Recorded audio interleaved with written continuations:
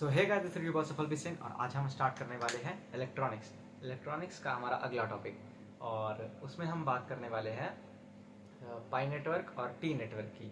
जैसे कि हमने लास्ट टर्म तक खत्म कर लिया था क्रैमर्स रूल, हम क्रैमर्स रूल कैसे अप्लाई करते हैं। तो आज हम यहाँ पे पाई नेटवर्क, टी नेटवर्क और ब्रिज नेटवर्क सीखेंगे। तो चलिए स्टार्ट करते हैं। तो सबसे पहले हम सीखेंगे यहाँ पे हमारा टी नेटवर्क। तो टी नेटवर्क हम हेडिंग डालेंगे टी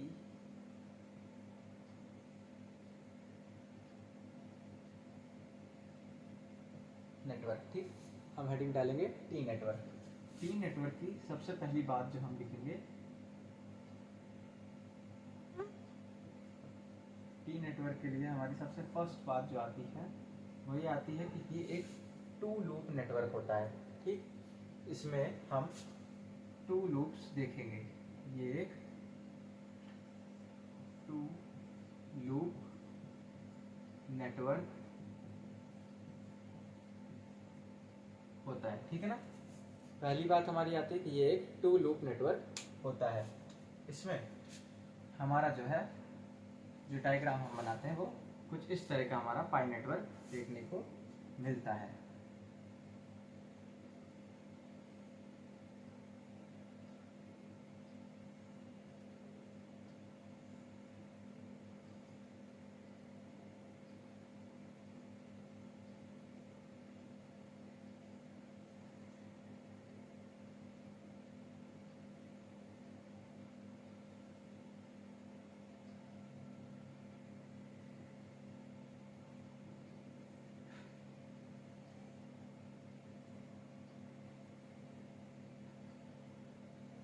इस तरह से हमारा ये टी फॉर्म में हमारा टी नेटवर्क होता है। और ये यहाँ पे हमारा एक बैटरी से कनेक्टेड होता है जिसका इंटरनल इम्पीडेंस हम यहाँ पे शो करते हैं इस तरह से।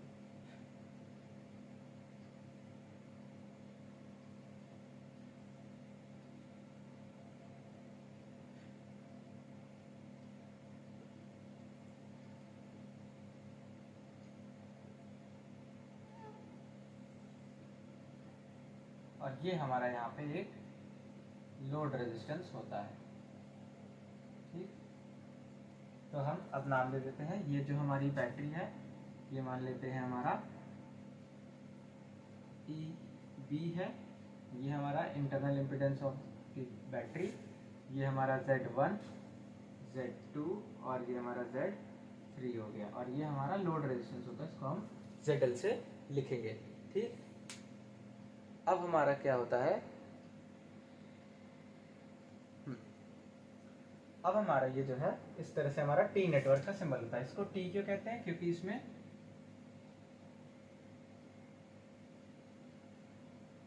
ये जो पोर्शन है हमारा इसको हम टी कहते हैं। इस पोर्शन की वजह से हम इसको टी नेटवर्क कहते हैं। ठीक,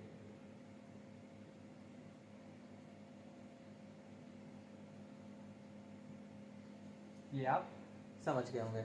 अब देखिए ये टी नेटवर्क, इसमें हमारी जो दूसरी बात आती है वो ये आती है कि ये क्या करता है, ये हमारी लोड रेजिस्टेंस को या फिर कह सकते हैं लोड इम्पीडेंस को पावर ट्रांसफर करता है। तो it transfer power to load impedance. ठीक, लोड इम्पीडेंस को ये हमारा पावर ट्रांसफर करता है। ठीक, अब इसमें अगर हम ध्यान से देखें तो इसमें हमारे टी नेटवर्क में हमारे तीन टर्मिनल्स दिखेंगे, पहला, दूसरा और ये तीसरा। ठीक, इसको 1, इसको 2 और इसको 3 से हम डिनोट कर सकते हैं। ठीक, तो हम ध्यान से देखेंगे जो हमारा 3 टर्मिनल है वो तीनों जगह कॉमन है। तो ये हमारा 3 और 3, तो इस तरह से ये हमारे तीन टर्मिनल्स होते हैं टी नेटवर्क के। ठीक, अब हम बात करते हैं कि हम इसका जो हमारे इसमें करंट बह रहा है और इसका एनालिसिस हम कैसे करते हैं। तो सबसे पहले जो आता है, हम जानते हैं कि ये एक टू लूप नेटवर्क है तो इसमें हम क्रैमर्स रूल लगा सकते हैं। लेकिन पहले हम इसको किरचॉफ लॉ से करके दिखाएंगे, फिर हम इस पे आपको डायरेक्ट क्रैमर रूल लगा के बताएंगे। ठीक, तो किरचॉफ लॉ पहले लगाते हैं। तो किरचॉफ लॉ में हम करंट की डायरेक्शन देंगे। सबसे पहले मान लेते हैं हमारा ये करंट बह रहा है I1 और ये इसमें करंट हमारा है I2। ठीक, ये हमारा करंट है I1 और वो हमारा करंट है I2। ठीक, तो हम इसमें लूप 1 की इक्वेशन लिखते हैं सबसे पहले। देखिए, आपको बहुत ज़रूरी है कि आप डायरेक्ट इसकी इक्वेशंस लिखना सीखें, जिससे आप क्रैमर्स रूल मतलब क्रैमर्स रूल के लिए आप डायरेक्ट इक्वेशन लिखना सीखें। जैसे कि अगर हम यहाँ लिखना चाहें डायरेक्ट क्रैमर रूल के लिए हमारी इक्वेशन इसकी, तो हमारा आएगा I1 Z11 plus I2 Z12 is equals to E1।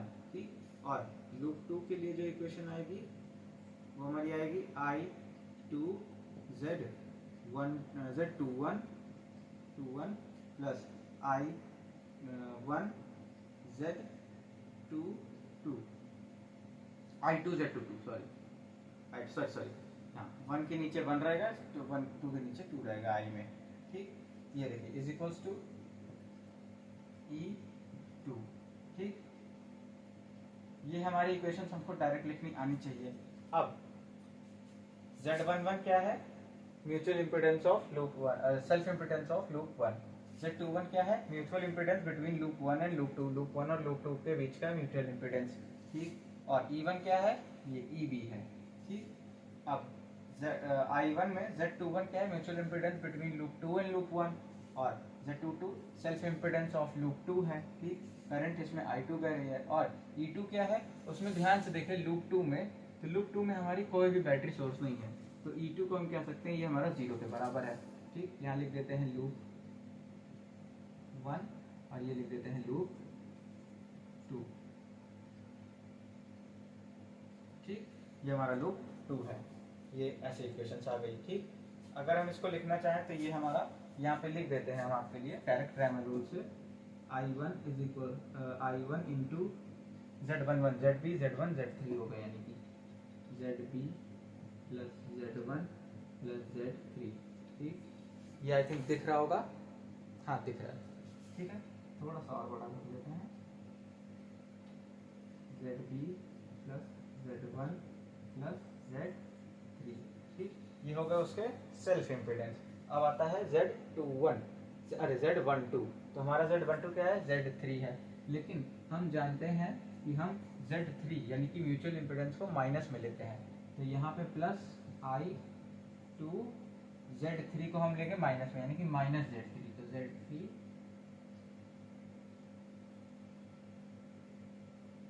यहाँ पे I2 Z3 और ये माइनस में लेंगे इसको। ठीक, इज इक्वल्स टू E1 क्या है हमारा यहाँ पे?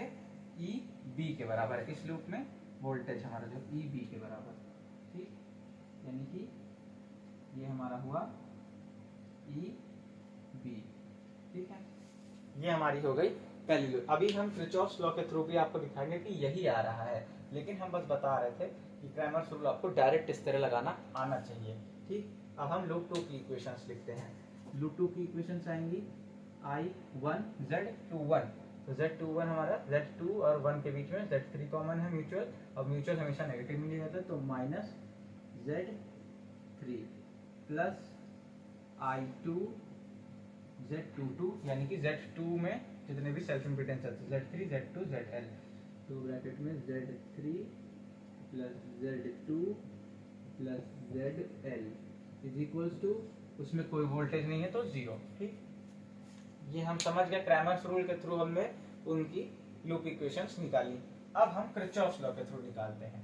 ठीक, बस किरचॉफ्स लॉ के थ्रू ये मतलब इसलिए निकालना हो क्योंकि आपको पता लग जाए कि क्रैमर्स रूल अप्लाई करके कितनी जल्दी हम उस इक्वेशंस पे आ सकते हैं। किरचॉफ्स लॉ से काफ़ी टाइम टेकिंग हो जाता है, और पाई नेटवर्क जब हम करेंगे तो पाई नेटवर्क में हम इसी तरह से डायरेक्ट इक्वेशंस निकाल के बताएंगे, वहाँ पे हम बार बार ये जो किरचॉफ्स लॉ नहीं लगाएंगे। ठीक, तो सबसे पहले आते हैं हम किरचॉफ्स लॉ कब लगाते हैं। तो लूप 1 में अगर देखें तो किरचॉफ्स लॉ लगाएंगे। अब देखिए किरचॉफ्स लॉ में सबसे पहले हमें साइन कन्वेंशन करना पड़ेगा। तो बैटरी का तो पहले से ही है। अब करंट इधर से जा रहा है इसमें ZB में, इधर से करंट जा रहा है तो प्लस, यहाँ माइनस, फिर करंट इधर से जा रहा है तो यहाँ प्लस, यहाँ माइनस, फिर यहाँ माइनस और यहाँ पे प्लस, यहाँ माइनस। ठीक, इसका हो गया। अब इसका भी करते हैं। तो यहाँ से अंदर जा रहा है Z3 में, देखिए, तो यहाँ प्लस, यहाँ माइनस, यहाँ प्लस, यहाँ माइनस, ठीक है, और यहाँ प्लस, यहाँ माइनस। ठीक, अब इसमें कोई बैटरी है ही नहीं। तो लूप 1 की अगर इक्वेशन लिखें तो ये हमारा आएगा ZB के साथ प्लस, देखिए पोटेंशियल ड्रॉप हो रहा है, तो हमें क्या चाहिए रहता है, पोटेंशियल ड्रॉप चाहिए रहता है, तो हमारा थम्स अप आता है, यानी कि पोटेंशियल ड्रॉप हुआ। तो यहाँ पे हमारा पॉजिटिव लेंगे I1 ZB प्लस, इसमें भी पोटेंशियल प्लस से नेगेटिव में क्या ड्रॉप हुआ, तो I1 Z1, उसमें भी हमारा क्या, उसमें देखिए वो म्यूचुअल है, तो प्लस Z3 बाहर ले लेंगे, अंदर क्या बचेगा I1 minus I2, I1 minus I2। ठीक, और फिर हमारा ये देखिए इसमें क्या हो रहा है, पोटेंशियल बढ़ गया, लेकिन होना क्या था, पोटेंशियल को ड्रॉप होना था, तब हम पॉजिटिव लेते, पोटेंशियल बढ़ गया है, इंक्रीज हो गया, तो यहाँ पे माइनस लेंगे, तो minus EB is equals to 0। ठीक, तो इसको हम इस तरह से भी लिख सकते हैं, यहाँ पे इज इक्वल टू के उधर रह जाते हैं EB, तो वो हमारा आ गया EB। ये हमारा आ गया लूप की पहली इक्वेशन। इसको और थोड़ा सिंप्लीफाई करें तो ये हमारा आ गया I1 ZB plus I1 Z1 plus I1 Z3 minus I2 Z3 is equals to EB। अब अगर हम I1 कॉमन ले लें तो हमारा रहेगा I1 ZB plus Z1 plus Z3 minus I2 Z3 is equals to EB। देखिए सेम हमारी लूप 1 की इक्वेशन के बराबर आ गई है। ये हमारी है लूप 1 की, और ये जो हमारी है ये लूप 2 की है, 2 की इक्वेशन है। ठीक, तो देखिए ये हमारा सेम लूप 1 की इक्वेशन के बराबर आ गया। वो हमने 2 मिनट में निकाल ली थी, लेकिन इसके लिए हमको पूरा किरचॉफ्स लूप्स रूल लगाना पड़ा। ठीक, अब आते हैं हम लूप 2 की इक्वेशन के लिए। अभी जब हम पाई नेटवर्क करेंगे या फिर ब्रिज नेटवर्क करेंगे तो उसमें हम loop equations direct Cramer rule के थ्रू निकालेंगे। ठीक, क्रैमर रूल, या फिर हम कह सकते हैं कि जो हमने सीखा था उसके थ्रू हम निकालेंगे। क्रैमर रूल तो हमारा इन इक्वेशंस को सॉल्व करने का तरीका है, क्रैमर रूल नहीं कहते हैं इसे, मतलब कि ये जो हमारा तरीका है, हमने जो उसमें पिछले लेक्चर में हमने सीखा था, हम वही अप्लाई इसमें करके निकालेंगे। ठीक, इसके बाद क्रैमर रूल से हम इसको सॉल्व करेंगे। क्रैमर रूल असल में इसको सॉल्व करने का तरीका है, ना कि इस तरह लिखने का तरीका क्रैमर रूल नहीं है।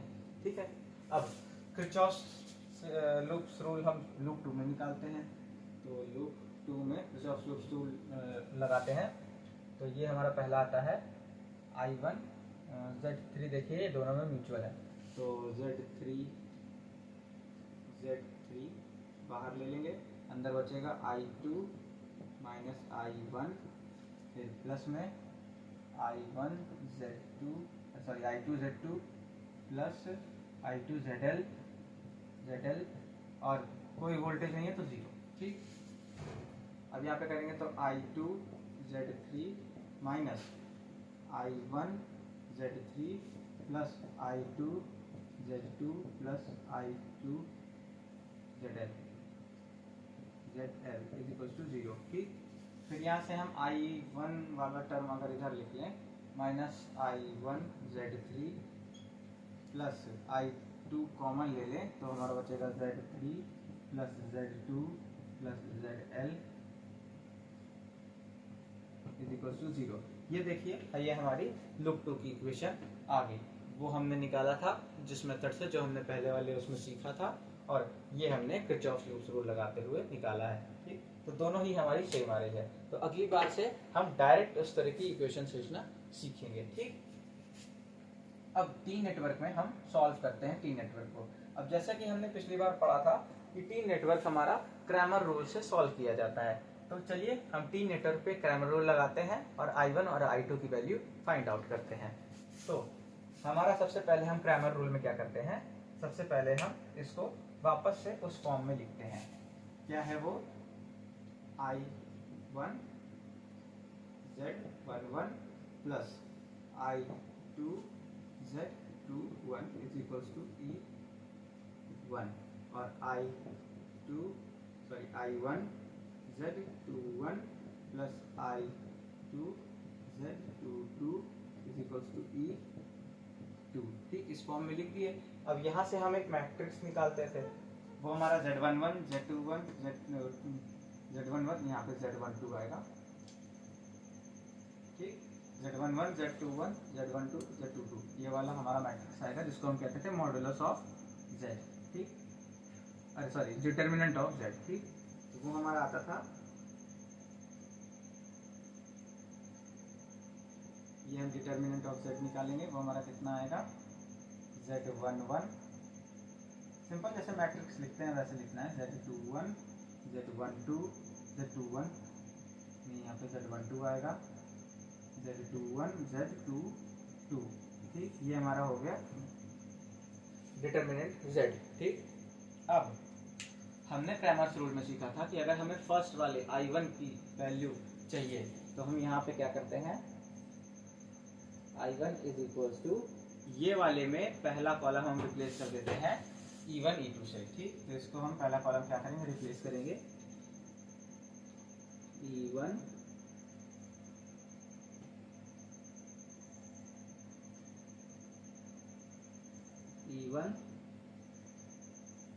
E2 से, इसको रिप्लेस किया और बाकी सेम हम रहने देंगे Z12 Z22। ठीक, इसको डिवाइड कर देंगे डिटर्मिनेंट ऑफ Z से। ठीक, तो ये हमारा I1 की वैल्यू आ जाएगी। अब हम रख के देखते हैं सारी चीजें। तो I1 असल में जो हमारा आएगा वो हमारा क्या आएगा, E1 हमारा क्या है, EB के बराबर है। ठीक, तो EB,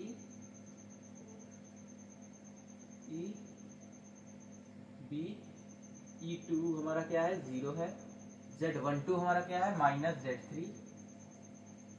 1 और 2 में जो कॉमन इम्पीडेंस है उसकी वैल्यू हम एक्चुअल में माइनस लेते हैं। हम सारी चीजें यहाँ पे लिख दे रहे हैं एक बार, जिससे आपको कंफ्यूजन ना हो। कहाँ लिखे, इधर लिख दे रहे हैं।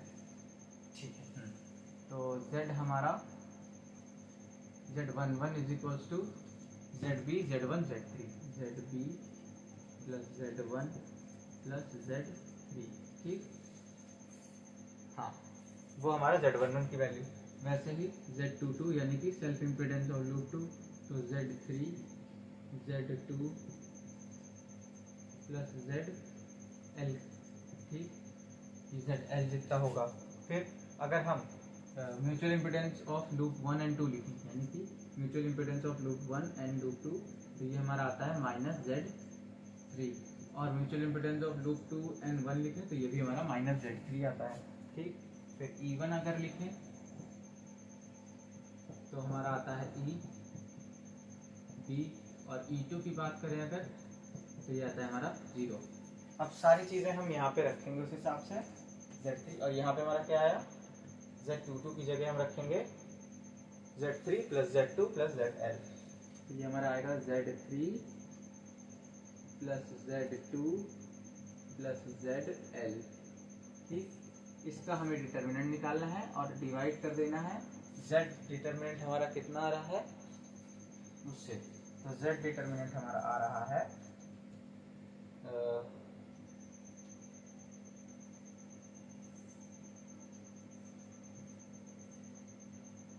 ठीक, तो इसमें कोई गड़बड़ नहीं होगा।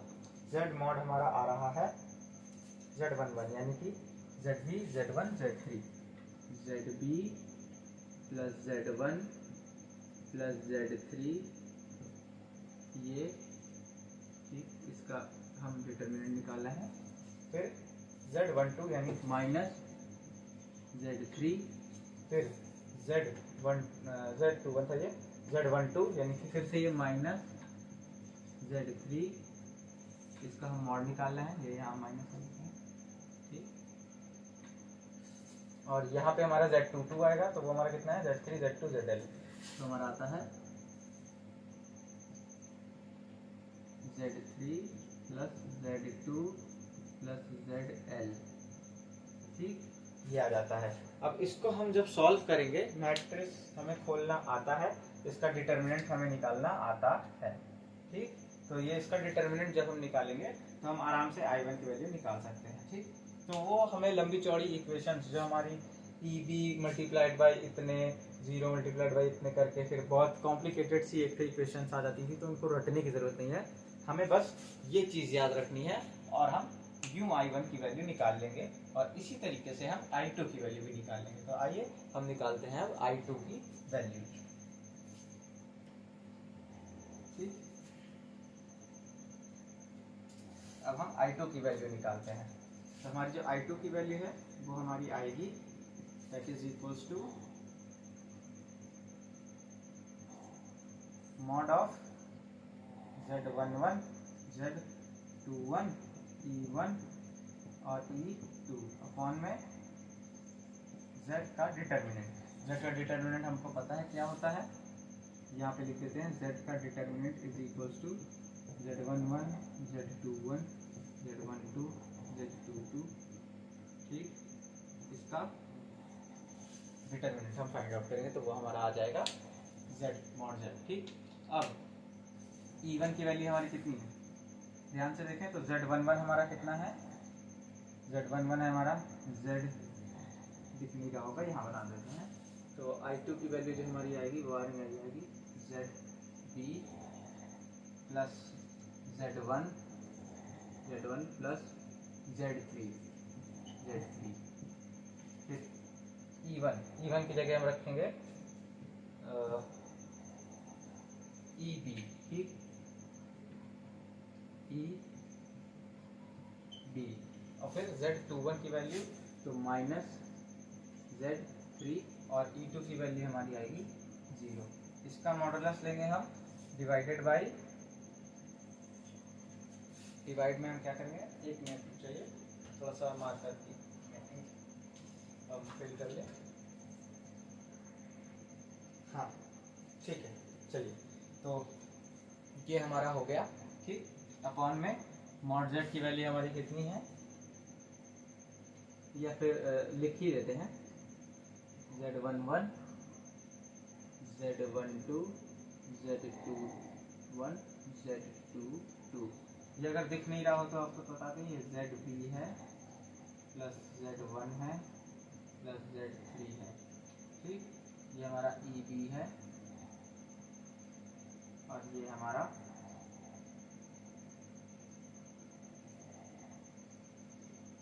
Z3 था।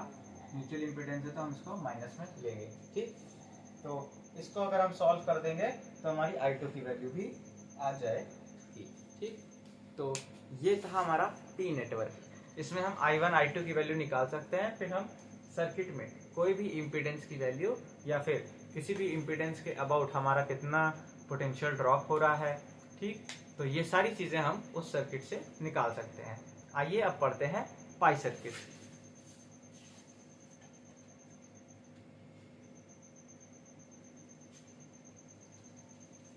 या फिर पाई नेटवर्क पढ़ते हैं। ठीक,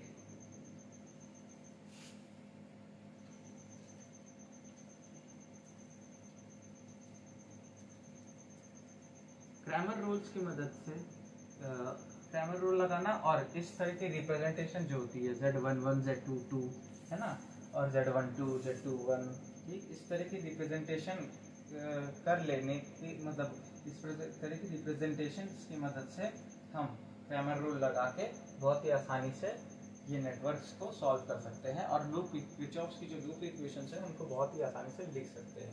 चलिए, तो अब आते हैं हम पाई नेटवर्क पे। अब आते हैं पाई नेटवर्क पे। तो पाई नेटवर्क की बात करें तो ये हमारा बेसिकली 3 लूप नेटवर्क होता है। ठीक,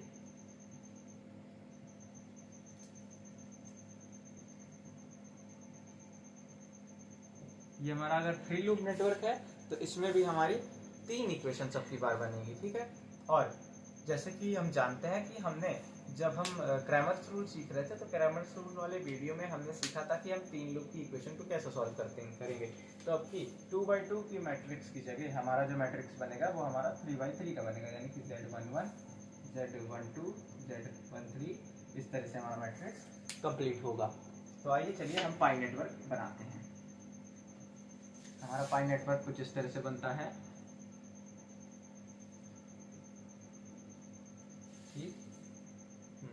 अच्छा बन गया। ये हमारा पहला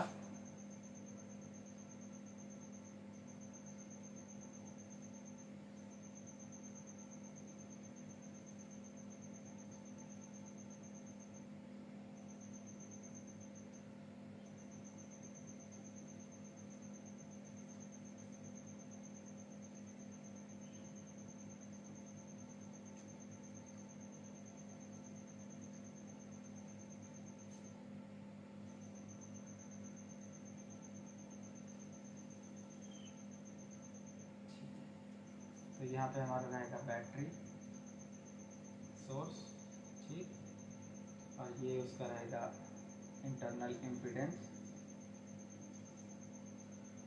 ठीक। तो इस तरह से हमारा जो है बनता है पाई नेटवर्क। एक चीज हम यहाँ पे भूल रहे हैं, देखिए लोड रेजिस्टेंस भी भूल रहे हैं। यहाँ पे हमारा लोड रेजिस्टेंस होता है, और जो हम एक पॉइंट टी नेटवर्क पे लिखना भूल गए कि हम टी नेटवर्क को वाई नेटवर्क भी कहते हैं, ठीक। यहाँ पे लिख लेंगे एक पॉइंट कि T network is also known as pi network, अरे वाई नेटवर्क, ठीक, वाई नेटवर्क, ठीक है। उसको हम वाई नेटवर्क से भी जानते हैं, ठीक। और पाई नेटवर्क जो होता है हमारा, इसको हम डेल्टा नेटवर्क से भी जानते हैं, ठीक, also known as delta network, ठीक। अब और ये भी हमारा क्या करता है, जो हमारा है इनपुट पावर को ये हमारे लोड तक पहुंचाता है, ठीक। इट डिलीवर्स, या फिर कह सकते हैं इट ट्रांसफर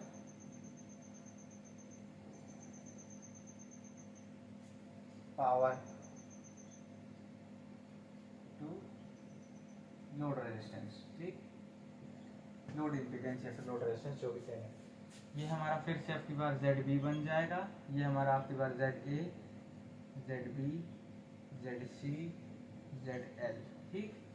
ये हमारा आ जाएगा ZA, ZB, ZC, ZL, और ये हमारा E भी आ जाएगा, ठीक है, ठीक। और ये प्लस और नेगेटिव। अब यहाँ पे देख सकते हैं लूप 1, लूप 2, लूप 3, 3 लूप हमारे बन रहे हैं।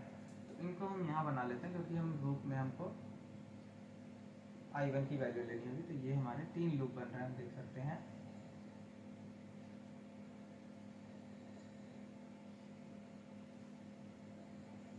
ठीक।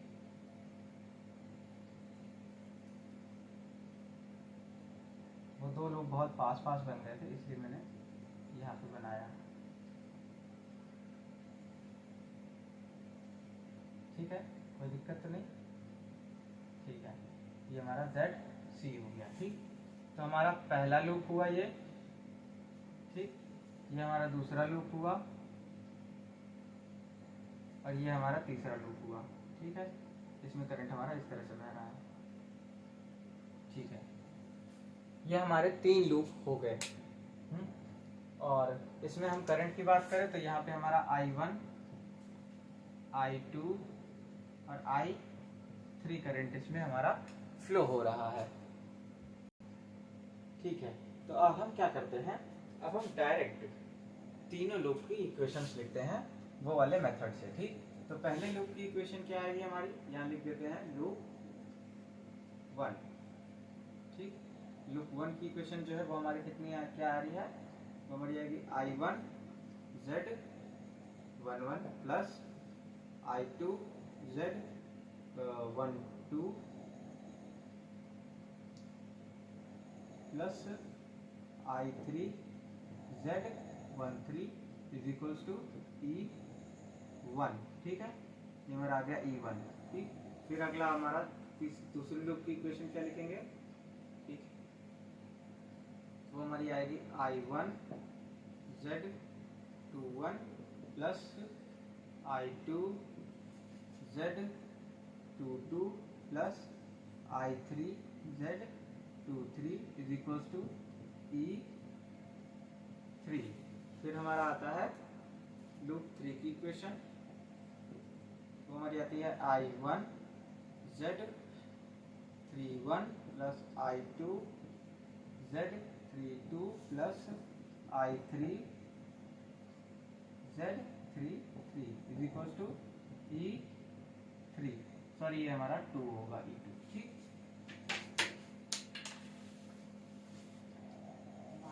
क्या, चलिए, तो ये हमारी 3 इक्वेशंस आई लूप 1, लूप 2 और लूप 3 की, ठीक। ये हमने डायरेक्ट निकाली है, ठीक। अब यहाँ पे सारे जैसे Z11 Z22, ठीक, इन सब का वो लिख लेते हैं कि मतलब है क्या यहाँ पे। तो हमारा जो यहाँ से Z11 है वो हमारा आ रहा है ZB और Z कैपिटल B, है ना। ये हमारा क्या आ रहा है, या फिर हम इस तरह से कर लेते हैं, इसको A दे देते हैं, इसको B दे देते हैं, ठीक है, और इसको C लेते हैं, तो ABC हमारा ऐसे हो जाएगा, ठीक।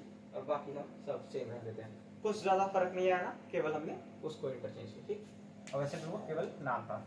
Z11 हमारा आता है ZB प्लस ZA, ठीक। ये हमारा आ गया Z11। अब हमारा क्या, Z1 और 2, तो लूप 1 और लूप 2 में क्या कॉमन है, ZA, ठीक। तो वो हमारा, ये हम लिख रहे हैं हमारा म्यूचुअल, ये सेल्फ इम्पिडेंस लिख रहे हैं, ठीक। तो ऐसा करते हैं, पहले सारे सेल्फ इम्पिडेंस लिख लेते हैं। तो हमारा Z22 कितना होगा, ZA ZB ZC, तो ZA plus ZB plus ZC। फिर हमारा लूप 3 का सेल्फ इम्पिडेंस कितना होगा, Z33 is equal to ZC ZL, ZC plus ZL, ठीक। ये आ गया हमारा। अब हम इसके बाद सेल्फ इम्पिडेंस लिख चुके हैं, अब म्यूचुअल इम्पिडेंस लिखते हैं, ठीक। तो म्यूचुअल इम्पिडेंस हमारे लूप 1 और 2 के, यानी कि Z12 is equal to Z21 is equal to 1 और 2 में क्या है, ZA, यानी कि माइनस ZA। ये हमारा आया म्यूचुअल इम्पिडेंस, ठीक, 1 2 और 2 1 में। अब लूप 2 और 3 में देखते हैं, तो Z23 is equal to Z32, और ये कितना होगा, 3 और 2 में माइनस ZC के बराबर। म्यूचुअल इम्पिडेंस हमारा माइनस में लेंगे हम, ठीक। अब आता है लेफ्ट Z13 के लिए, तो Z13 is equal to Z31, और Z1 और Z3 में क्या कॉमन है, कुछ भी नहीं कॉमन है, लूप 1 और लूप 3 में। लूप 1 और लूप 3 अगर हम ध्यान से देखें तो हमारा कुछ भी कॉमन नहीं है, तो वो हमारा क्या आएगा, 0, ठीक। ये हमारी सारी वैल्यूज हमने वहां पे लिख ली। अब इसका हम सबसे पहले डिटर्मिनेंट Z बनाते हैं। तो हमारा जो डिटर्मिनेंट Z है वो यहाँ लिखते हैं।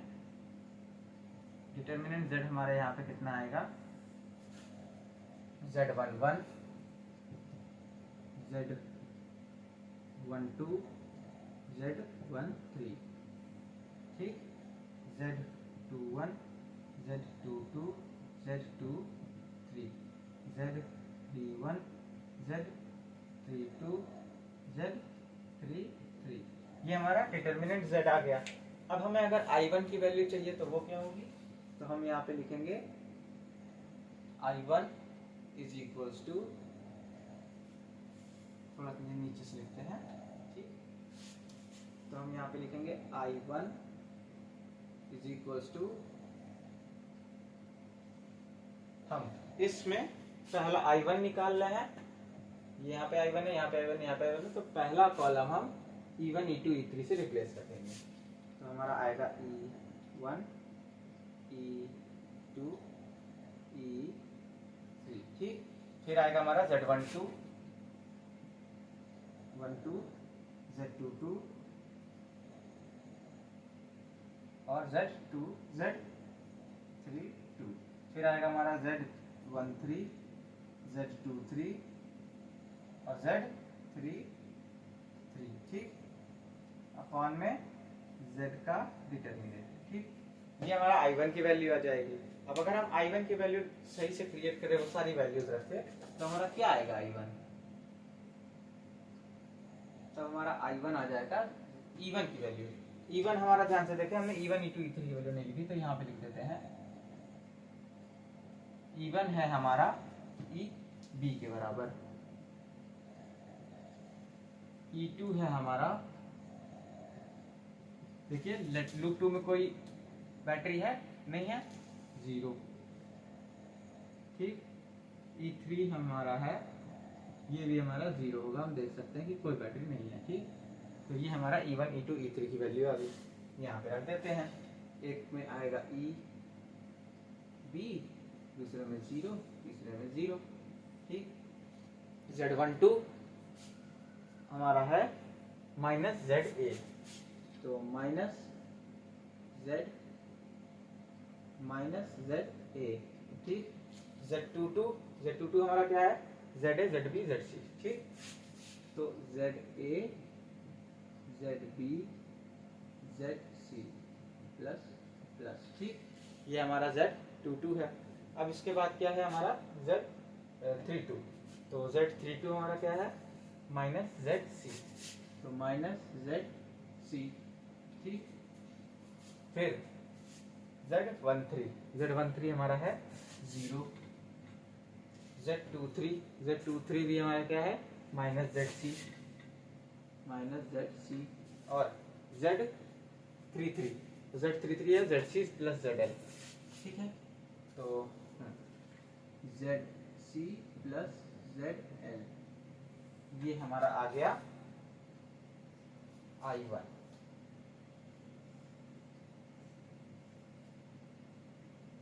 डिवाइडेड बाई, ठीक। ये हमारा I1 आ गया। हमको कुछ नहीं करना, बस हमें जो है अब मैट्रिक, ये जो डिटर्मिनेंट है इनको खोल लेना है, और खोलने के बाद हमें I1 की वैल्यू मिल जाएगी। तो हम देख सकते हैं कि जो बहुत लंबा टर्म हमारा आता है पाई नेटवर्क में, वो ये बहुत ही आसानी से यहाँ से हमारा आ जाएगा, ठीक। अब हम बात करते हैं I2 की, ठीक। तो इसी तरह से हमारा I2 भी आ जाएगा, और इसी तरह से हमारा I3 भी आ जाएगा। तो चलिए हम निकालते हैं I2। ये लूप इक्वेशन सब मिटा दे रहे हैं, क्योंकि अब I2 तो हम बहुत ही आराम से निकाल सकते हैं। कैसे, हमें अब याद हो गया है कि हमें Z मॉड पता है, और हमें वो पता है कि E1 E2 E3 आता है। तो हमारा I2 जो आएगा, I2 ये हमारा आ जाएगा कितना, दूसरा कॉलम हमारा I2 के लिए हम कर रहे हैं, तो दूसरा कॉलम हम जो है रिप्लेस करेंगे E1 E2 E3 से। तो यहाँ पे हमारा आ जाएगा Z11 Z21 Z31 E1 E2 E3, ठीक।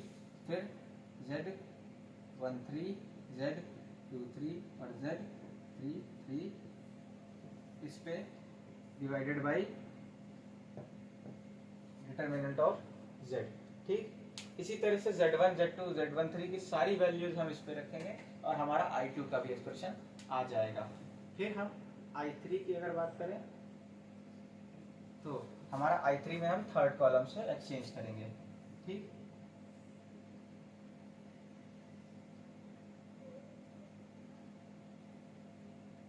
तो वो हमारा आ जाएगा Z11 Z21 Z22, नहीं 21, सॉरी वहाँ 12 आएगा, Z21 Z22 Z31 Z32, ये हमारा E3 E2 E1।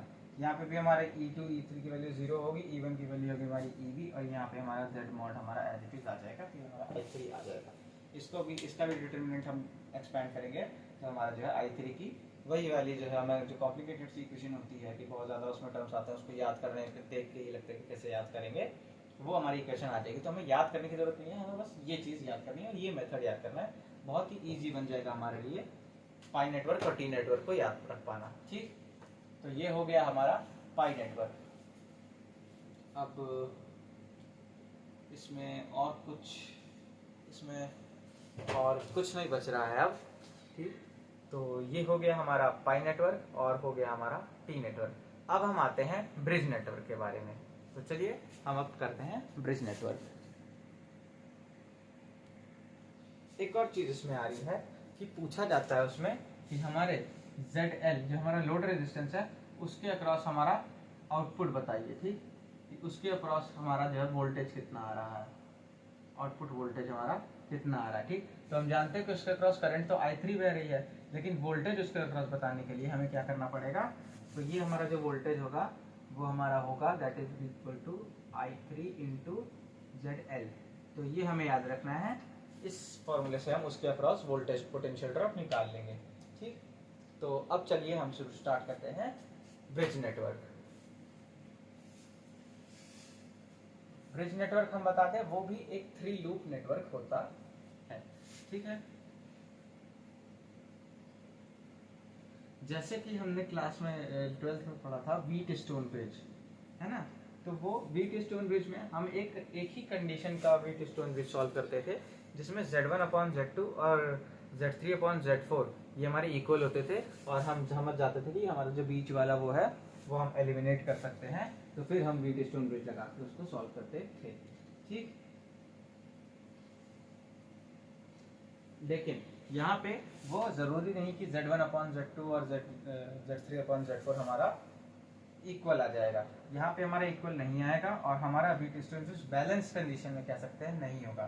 तो जब बैलेंस नहीं होगा तो उस ये जो हमारी बीच वाली आर्म रहती है व्हीट स्टोन ब्रिज में इस तरह से रहता है, यहाँ पे हमारे इम्पीडेंस रहती है, रेजिस्टेंस यहाँ, रेजिस्टेंस यहाँ, रेजिस्टेंस यहाँ, रेजिस्टेंस रहता है, और ये जो हमारी बीच वाली आर्म रहती है यहाँ पे बैलेंस कंडीशन में तो हमारा कोई नेटवर्क नहीं बनता, तो हम इसको इग्नोर कर देते हैं। लेकिन अनबैलेंस्ड कंडीशन में यहाँ पे हमारा ये इम्पीडेंस रहेगा और करंट बहेगा। तब हम फाइंड आउट करते हैं कि उसमें हम कैसे जो है उसके एनालिसिस करेंगे उस तरह के नेटवर्क का। तो उसमें हमारा 3 सर्किट बनेगा, 3 लूप बन रहा होगा। तो अभी दिखाते हैं कैसे 3 लूप बनता है। तो वो हमारा रहेगा, हेडिंग डालिए अब, ब्रिज नेटवर्क।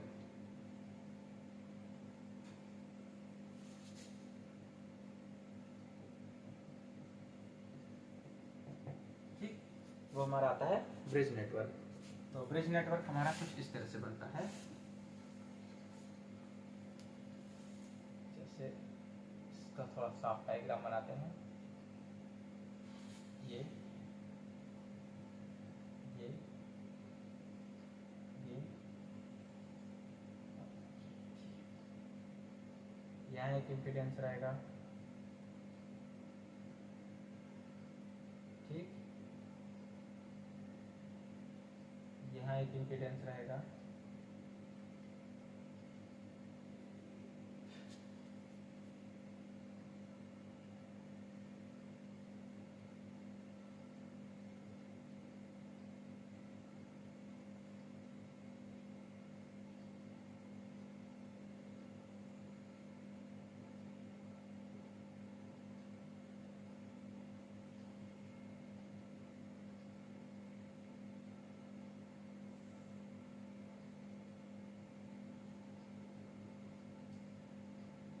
अब जैसे हमने मैकेनिक्स स्टार्ट किया है, तो मैकेनिक्स में देखिए मोमेंट ऑफ इनर्शिया हमारे सिलेबस में तो नहीं ही होगा, है ना। सिलेबस मतलब जो हमें दिया गया है उस सिलेबस में कहीं मोमेंट ऑफ इनर्शिया का टॉपिक नहीं होगा। लेकिन हमें मोमेंट ऑफ इनर्शिया निकालना और उसका तरीका बहुत ज़रूरी है, क्योंकि हमारा डायरेक्ट यूज़ आएगा मोमेंट ऑफ इनर्शिया का। ठीक, इसलिए वो मोमेंट ऑफ इनर्शिया वाला टॉपिक हम उसमें स्टार्ट करवाए हैं। ठीक है, वैसे भी हमारा सारा मोमेंट ऑफ इनर्शिया खत्म हो चुका है, आप जाके वीडियो चैनल पे पढ़े देख सकते हैं। और अब अगला जो टॉपिक मैकेनिक्स में स्टार्ट करेंगे वो हम स्टार्ट करेंगे वेक्टर कैलकुलस। ठीक, उसमें हम gradient, divergence, curl, surface line integral, surface integral, volume integral, ठीक, ये सब खत्म करेंगे। और वेक्टर्स के कुछ इंपॉर्टेंट क्वेश्चंस करेंगे जो कि कई कई बार आए हैं। 2012 में आए हैं, ठीक ना, 2013 में आए हैं, फिर 2016 में आए हैं, 2019 में आए हैं। ठीक, तो इस तरह से 4 बार रिपीट किए हैं, और पिछले 2 साल से 2020 में और 2021 में तो पेपर ही नहीं हुआ। तो अब की बारी है हम लोगों की, तो उसमें कई मतलब बहुत ज़्यादा प्रोबेबिलिटी है हम लोग के पेपर में कि प्रीवियस ईयर क्वेश्चंस बहुत ज़्यादा आएंगे। ठीक, और इलाहाबाद यूनिवर्सिटी के पेपर में यही रहता है कि प्रीवियस ईयर क्वेश्चंस बहुत ज़्यादा आते हैं। अगर आप खुद एक बार एनालिसिस करेंगे प्रीवियस ईयर जैसे कि दिखाता हूँ, मेरे पास ये पड़े हैं, ये देखिए प्रीवियस ईयर्स, ये सब सॉल्व्ड है हमारे पास। ये देखिए मैथ्स के और फिजिक्स के। तो हम बता रहे हैं बस कि इन सब का एनालिसिस अगर आप करेंगे ढंग से तो आपको पता लगेगा कि बहुत ज़्यादा प्रीवियस ईयर रिपीट होते हैं इसमें, है ना। तो प्रीवियस ईयर करके जाए तो क्या दिक्कत है। तो चलिए, टॉपिक तो पूरा पढ़ेंगे ही, प्लस उसके साथ बाद हम प्रीवियस ईयर करेंगे तो हमारे बहुत अच्छा पकड़ हो जाएगी उस टॉपिक पे। तो चलिए हम वापस आते हैं, हम थे ब्रिज नेटवर्क पे। ठीक, ये होता है हमारा इस तरह से ब्रिज नेटवर्क।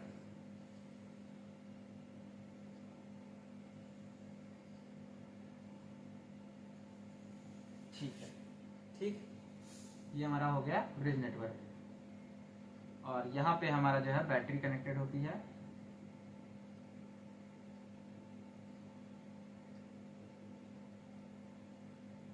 ठीक, इसको हम नेगेटिव, इसको हम पॉजिटिव ले लेते हैं, और इसका हम मान लेते हैं, कर दिए हैं ई बी।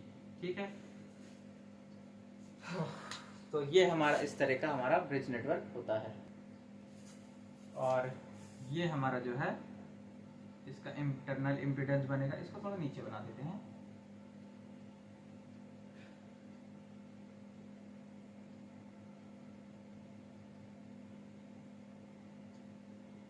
इसका इंटरनल इम्पीडेंस हम ये बनेगा हमारा, इसका इंटरनल इम्पीडेंस। ठीक है, ये हमारा ए बी है, ये हमारा जेड बी हो जाएगा। ठीक, ये हमारा Z1, Z2, Z3, Z4, ठीक है ना, ये 4 है, और ये ZD हो जाता है। ठीक है, तो ये हमारा हो जाता है ब्रिज नेटवर्क। अब अगर ध्यान से देखें, पहला लूप हमारा आ जाता है ये,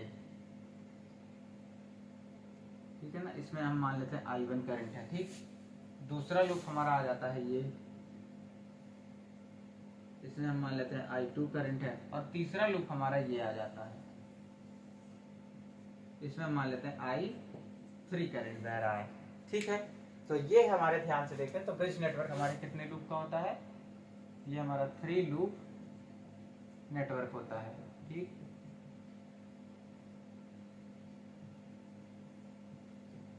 ठीक, तो इसको भी हम वही क्रैमर रूल और वो जो लिखने का तरीका होता है, वो 3 लूप इक्वेशंस, उससे हम सॉल्व कर सकते हैं। तो चलिए इनकी हम फटाफट तीनों लूप की इक्वेशंस लिख देते हैं, लूप 1 की। ठीक,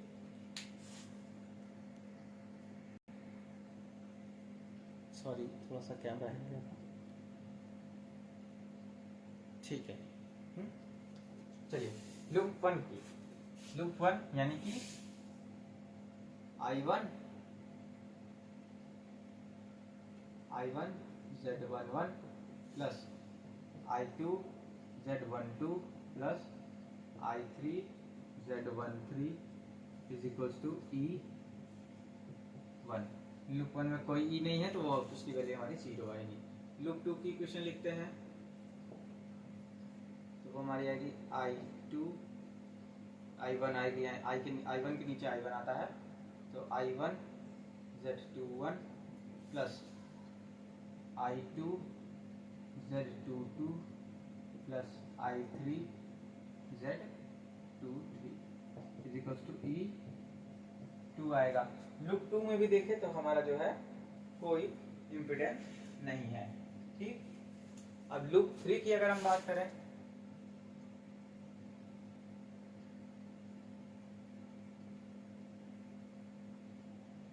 लूप 3 की अगर हम बात करें, लूप 3 में हमारा क्या है, I1 Z31 plus I1 I2 Z32 plus I3 Z33 is equals to E3। और ये थर्ड लूप में हमारा जो है पोटेंशियल है। ठीक, ये हमारा EB के बराबर है। तो चलिए हम सारे टर्म्स की वैल्यू लिख लेते हैं। Z11 की वैल्यू है हमारी Z1 ZD Z2 Z1 plus ZT, यानी कि डिटेक्टर आर्म में जो हमारा इम्पीडेंस है लगा हुआ है, और Z2, ठीक। Z22 की वैल्यू लिखते हैं लूप 2 में, तो वो हमारा आता है ZD, Z3, Z4, ZD, Z3, Z4, और लूप 3 में हमारा आ जाता है Z33 की बात करें तो लूप 3 में हमारा ZB, फिर Z2, फिर Z4, और बस। तो ZB plus Z2 plus Z4, ठीक। ये हमारा Z33 की वैल्यू आ गई। अब हम कैलकुलेट करते हैं Z12, ठीक। तो यहाँ पे आ जाएगा हमारा Z12 और Z21 की वैल्यू, 12 और Z21, ठीक। तो कैमरे में आ रहा है, बिल्कुल ठीक। ये हमारा कितना आएगा, Z12 और 21, Z1 और 2 के बीच में क्या है, ZD, तो माइनस ZD, ठीक। ये हमारा आ गया। अब Z23 and Z32, Z loop 3 और 2 के बीच में, तो लूप 3 और 2 के बीच में Z4 हमारा है, माइनस Z4, ठीक है। और Z13 अब आता है 13 इज इक्वल टू Z31 होगा, और वो हमारा कितना होगा, Z1 और 3 के बीच में, तो Z2 हमारा सिर्फ है, तो माइनस Z2, क्योंकि म्यूचुअल इम्पीडेंस है तो हम माइनस मिलेंगे, और ये हमारा जो है वो आ गया। अब अगर हम I1 की वैल्यू फाइंड आउट करना चाहें तो वही हम क्रैमर्स रूल लगाएंगे, तो यहाँ पे लिख सकते हैं बाय यूजिंग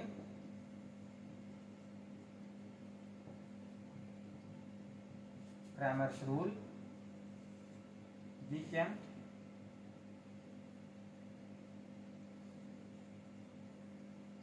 find the